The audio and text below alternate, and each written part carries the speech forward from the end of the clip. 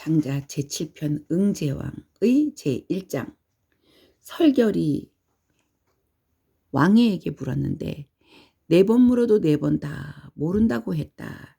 설결이 그로 말미암아 뛸 듯이 기뻐하며 가서 포의자에게 그 이야기를 했다. 왕에는 4번을 모른다 합디다. 그러자 포의자가 말했다. 그대는 이제 비로소 그것을 알았는가? 순임금인 유의씨도 태씨는 복희씨를 말한다고 합니다. 복희씨에게는 미치지 못했다. 유의씨는 즉 순임금은 그래도 오히려 자기 마음속에 인을 품어서 사람들을 불러 모았으니 또한 백성들을 얻었지만 애초에 사람이 아닌 자연의 경지로 나가지는 못했다. 그러나 복희씨, 태씨인 복희씨는 누워 잠잘 적에는 느긋했고 깨어 있을 때는 어수룩해서 어떤 때에는 자신을 말이라고 여기고 때로는 자기를 소라고 여겼다. 그의 지는 참으로 믿을만 하였으니 그리고 그의 덕은 매우 진실하였으니 애초부터 사람이 아닌 자연의 경지로 들어가려고 하지조차도 않았다. 제2장. 견호가 광저벼를 만났을 때 광저벼가 말했다. 요 전날 중신은 그대에게 무엇을 말해주던가? 견호가 말했다. 저에게 이렇게 일러주었습니다. 군주 노릇하는 자가 자기 스스로 마땅한 법식과 올바른 법도를 실천하면 백성들이 누가 감히 복종하고 교화되지 않겠는가? 광저벼가 말했다. 그것은 거짓떡이니 그런 것으로 천하를 다스린다는 것은 마치 바다를 맨발로 건너서 건너고 강물을 맨손으로 파서 길을 내며 모기의 등에 산을 짊어지게 하는 것과 같다. 성인의 다스림이 외면을 다스리는 것인가? 자기 자신을 바르게 다스린 뒤에 시행되어서 확고하게 자기가 할 일을 잘할 뿐이다. 또한 새는 높이 날아 주살의 해를 피할 줄 알고 생쥐는 신단 아래 깊이 구멍을 파서 연기를 피우거나 파헤치거나 하는 재앙을 피할 줄 아는데 자네는 어찌 그래 이 두 벌레의 지혜도 알지 못하는가? 두 벌레의 지혜는 따로 배우지 않고도 그 법칙을 스스로 아는 것, 이 알지 못하는가? 3장. 천근이 은산의 남쪽에서 논일 적에 요수의 물가에 이르러 마침내 무명인을 만나 그에게 이렇게 물었다. 청컨대 천하를 다스리는 일에 대해 여쭙습니다. 무명인이 대답했다. 물러가라. 그대는 비루한 사람이다. 어찌 물음이 이다지도 불쾌한가? 나는 바야흐로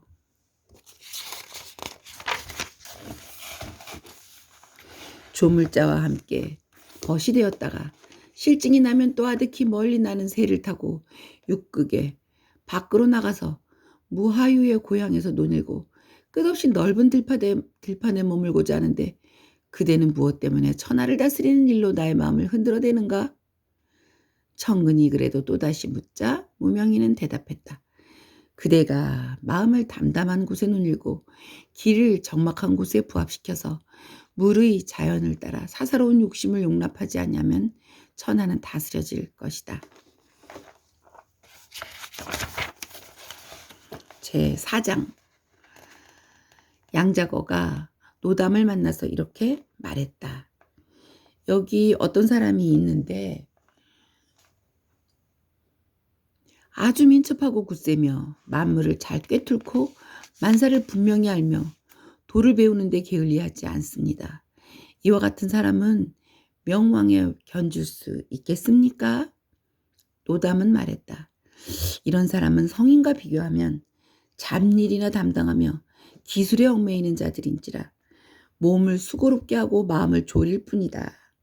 게다가 호랑이와 표범의 아름다운 무늬는 사냥꾼을 불러들이고 원숭이의 민첩함과 살쾡이를 잡는 괴는 우리를 불러오는 법이니 이 같은 사람이 어찌 명왕에 견줄 수 있겠는가. 양자고가 깜짝 놀라 얼굴을 고치고 말했다. 노담, 감히 명왕의 다스림에 대해 여쭙습니다.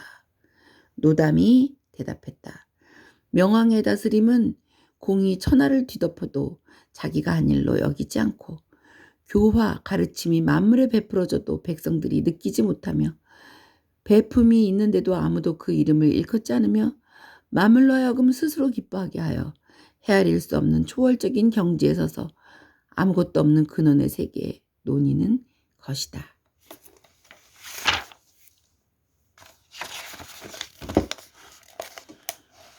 제5장 정나라에 미래의 일을 귀신같이 잘 맞추는 무당이 있었는데 계함이라고 하였다. 사람들은 사생존망, 과와 화와 복, 장수와 요절 등의 운세를 정확히 알아서 연월과 사람들의 사생존망과 화와 복과 장수와 요절 등의 운세를 정확히 알아서 연월과 상순하순 등의 날짜까지 맞추는 것이 꼭 귀신 같았다. 누가? 정나라의 그 미래의 일을 귀신처럼 잘 맞추는 무당이. 이름은 계함이었어. 꼭 귀신같이 잘 맞췄다. 그래서 정나라 사람들은 그를 보면 모두 가지고 있던 물건을 버리고 도망가기 바빴다. 왜냐하면 죽을 날짜까지 다 맞추니까. 열자가 그를 만나보고는 심취하여 돌아와서 호자에게 말했다. 처음에 저는 선생님의 도를 최고라고 생각했는데 이제 보니 또 선생님보다 더 뛰어난 사람이 있습니다.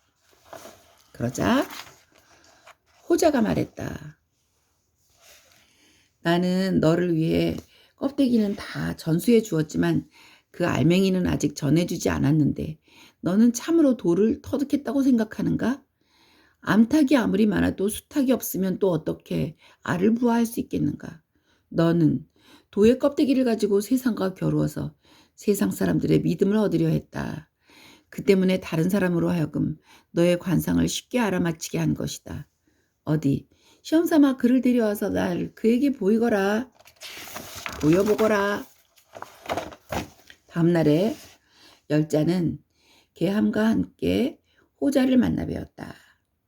계함이 호자의 관상을 보고 난 뒤 밖으로 나와 열자에게 이렇게 말했다. 아, 그대의 선생은 죽을 것이다. 살아날 가망이 없으니 열흘을 넘기지 못할 것이야. 나는 그대의 선생에게서 괴이한 조짐을 보았지. 젖은 재의 모습을 보았네. 열자가 들어와서 옷서풀 적시며 울면서 그 말을 호자에게 전했다. 그러자 호자는 이렇게 말했다. 아까 나는 그에게, 계함에게 대지의 무늬를 보여주었다. 멍하니 움직이지도 않고 멈추지도 않았으니 그는 아마도 나의 생기가 막혀버린 모습을 보았을 것이다. 시험 삼아서 계함을 또 데리고 와보거라. 다음 날에 또 계함과 함께 호자를 뵈었다. 계함이 호자의 관상을 보고 난 뒤 밖으로 나와 열자에게 이렇게 말했다. 어휴, 다행이야. 그대의 선생은 나를 만난 덕에 병이 다 나았네. 완전히 생기가 회복되었어. 어제는 내가 그대 선생에게서 생기가 막혀버린 모습을 보았지. 그 때문에 죽을 것이라고 말했던 것일세. 열자가 들어와서 그 말을 호자에게 전하자 호자는 이렇게 말했다. 아까 나는 그에게 하늘의 모습을 보여주었지. 명칭이나 실제가 들어갈 수도 없는데 생기가 발 뒤꿈치에서 발생하니 그는 아마도 나의 생기를 보았을 것이다. 시험 삼아 또 데리고 와보거라. 다음 날에 또 계함과 함께 호자를 뵈었다. 계함이 호자의 관상을 보고 난 뒤 밖으로 나와서 열자에게 이렇게 말했다. 당신 선생의 관상이 일정하지 않기 때문에 내가 관상을 볼 수가 없다. 어디 한번 일정하게 잡아주면 그때 다시 관상을 보겠다. 열자가 들어와 그 말을 호자에게 전하자 호자는 이렇게 말했다. 아까 나는 계함에게 더없이 허무하고 흔적이라고는 전혀 없는 모습을 보여주었지. 그는 아마도 나의 음양의 귀가 평형을 이룬 모습을 보았을 것이네. 고래가 이리저리 헤엄치는 깊은 물도 연못이며 고요히 멈추어 있는 깊은 물도 연못이며 흘러가는 깊은 물도 연못이니 연못에는 9가지 유형이 있는데 이번에 개함에게 보여준 것은 3가지에 해당하지. 시험삼아 또 데리고 와보거라. 다음날에 또 개함과 함께 호자를 배웠다. 선체로 아직 앉지도 않았는데 개함이 얼이 빠져 달아났대. 달아나고 호자는 말했다. 쫓아가 잡아라. 열자가 그를 따라갔지만 미치지 못하고 돌아와 호자에게 말했다. 벌써 사라졌습니다. 이미 놓쳤습니다. 제가 미치지 못했습니다. 그러자 스승인 호자는 말했다. 아까 나는 아직 나의 근본에서 떠나지 않은 자연 그대로의 모습을 보여주었지. 내가 마음을 비우고 욕심이 전혀 없는 모습으로 그를 대했더니 그는 내가 누구인지 모르게 되었고 따라서 무엇이 무너져 내린다고 생각을 하게 되었고 따라서 무엇인가 노도처럼 물결쳐 온다고 생각하게 되었기 때문에 도망쳐간 것이지. 그런 일이 있은 뒤에 열자는 스스로 아직 배우지 못했다고 생각하여 집으로 돌아가 3년 동안 집 밖에 나오지 않았고 자기 아내를 위해 밥을 지었으며 돼지를 먹이되 사람에게 먹이듯이 하였으며 매사에 더불어 따짐이 없었고 인의를 깎아버리고 쪼아 없애서 소박한 대로 돌아가 아무런 감정 없이 외로이 홀로 서서 어지러이 만물과 뒤섞였는데 한결같이 이런 태도를 지키면서 일생을 마쳤다. 열자가. 제6장 명예의 주인이 되지 말며 모략의 창고가 되지 말며 일의 책임자가 되지 말며 지혜의 주인이 되지 말라. 다함이 없는 돌을 완전히 체득해서 흔적 없는 무위 자연의 세계에 논일도록 하라. 하늘에서 받은 것을 극진히 하되 이익을 보지 말아야 할 것이니 오직 마음을 비울 따름이다. 지인의 마음 씀씀이는 마치 거울과 같아서 사물을 보내지도 않고 사물을 맞이하지도 아니하며 비추어 주기만 하고 그 모습을 간직하지는 않는다. 그 때문에 만물의 위에 군림하면서도 다치지 않을 수가 있는 것이다.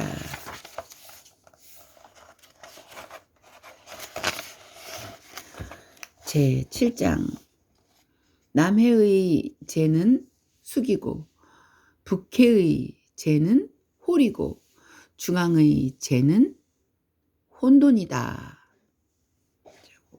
재는 왕으로 풀어도 되겠죠?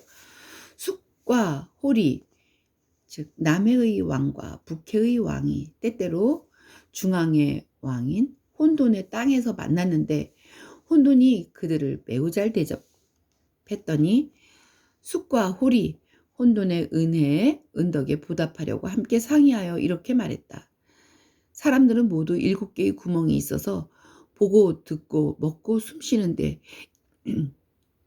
이 혼돈만은 없으니 시험삼아 구멍을 뚫어줍시다.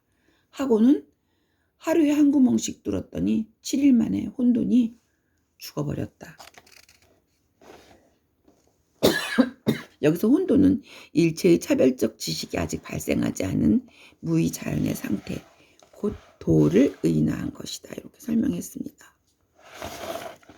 그리고 7개의 구멍을 뚫었다는 말은 두 눈, 두 귀, 2개의 콧구멍, 1개의 입 이렇게 인간의 실정을 의미한다고 했습니다. 그래서 7일 만에 혼돈이 죽어버렸다. 인간의 감정이 생기자 혼돈이 죽었다. 이런 설명이라고 합니다.